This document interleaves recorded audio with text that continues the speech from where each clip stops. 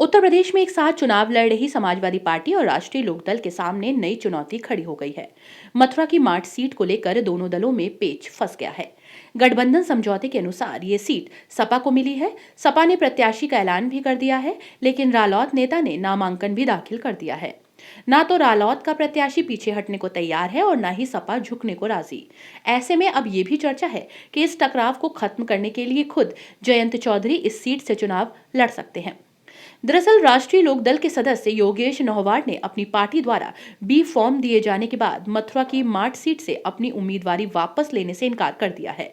उन्होंने रालोद सपा गठबंधन के उम्मीदवार के रूप में नामांकन पत्र दाखिल किया था। बाद में सपा ने पार्टी के संजय लाठेर को टिकट दिया। गठबंधन में टकराव को देखकर रालोद के राष्ट्रीय अध्यक्ष जयंत चौधरी ने माठ से रालोद के उम्मीदवार योगेश नौहवार को दिल्ली बुलाया और माठ से अपना नामांकन वापस करने की बात कही।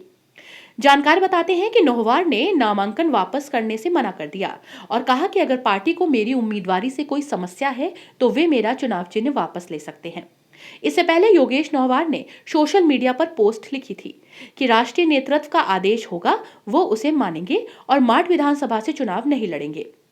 आपको बता दें कि नौहवार इस क्षेत्र के एक प्रभावशाली नेता हैं। उन्होंने किसानों के विरोध प्रदर्शन में हिस्सा लिया। सपा जिला अध्यक्ष लोकमणि कांत जादौन ने कहा कि सीटें पहले से तय थी, 2 सपा को और 3 रालोद को आवंटित की जानी थी।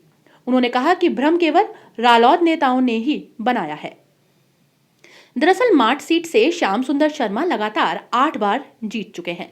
2017 के विधानसभा चुनाव में उन्होंने बसपा के टिकट से जीत हासिल की थी। वो इस निर्वाचन क्षेत्र से 1989 से विभिन्न दलों से चुनाव लड़ रहे थे।